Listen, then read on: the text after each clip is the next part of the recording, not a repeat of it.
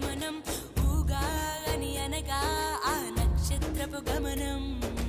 ఊగాది అనగా నక్షత్ర గమనాన్ని లెక్క కట్టడం ప్రారంభించిన రోజు అని అర్థం తెలుగు జాతికిది శ్రీకారం ఇదే కొత్త మన సంవత్సరం